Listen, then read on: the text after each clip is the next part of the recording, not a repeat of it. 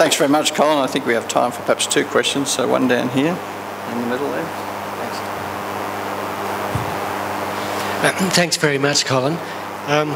If achieving the Millennium Development Goals can't be achieved by baking a bigger pie, therefore it needs to be achieved through redistribution, what mechanisms and forms of governance do you see that might enable that to happen? I mean, and the leadership that's required. I mean, I'm not so familiar, but I do recall that Mr. Blair, when he was still Prime Minister, made some promising statements about forgiving African debt, and I believe Britain went some way towards that, for example. But then on the other side, we've seen Mr. Bush sideline the United Nations very heavily. So I was wondering if you had any views on the way that achieving those goals might come about. Well, maybe if we had Al Gore for president. And one thing I remember about Al Gore is he, although he hasn't talked much about population, I know that he is aware of the issues. And of course, one of the difficulties with Blair and all that work on Africa was it didn't actually mention population. So, but there are the different threads are out there. But how can we sort of bring them together? You know, that is the problem. I'm not the world leader.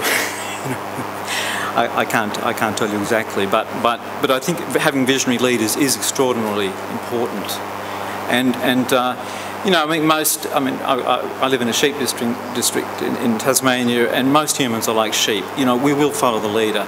We'll put solar cells on our roof tomorrow if it's cheaper than coal, and we might grumble because the price goes up a little bit, but if it was the only alternative, we'd do it tomorrow. And surely we're rich enough to subsidise that. I mean, in Germany now, at least in the southern city, you get a big bonus for putting solar cells on your roof and feeding it to the grid. And there are many things we could do. And we heard someone else said today, what, 30,000 jobs in was it the coal industry or something? You know, and yet Howard had retrenched so many. There are so many of these lobby groups, but you need a strong leader to do it. And then you get on to, of course, this problem of democracy, and some of you will have heard Clyde last night talking about this problem, talking about David Sherman's new book.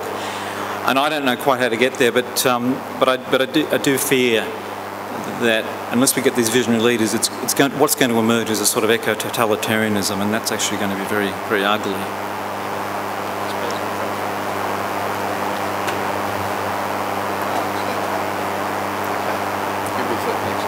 Bob Douglas. I wonder, Colin, whether if you could identify one outcome you'd like to see come out of the Prime Minister's summit next month, given that this is an opportunity for, apparently, for the community to help change the direction of government.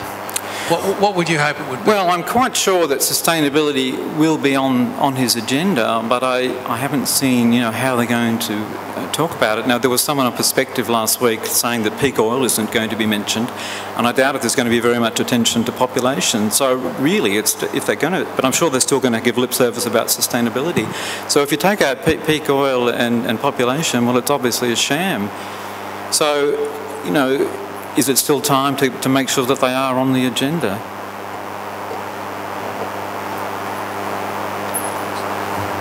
I'm sorry, you're not going to get your question. I've been encouraged to... thank you very much, Colin. Sorry. Please thank Colin.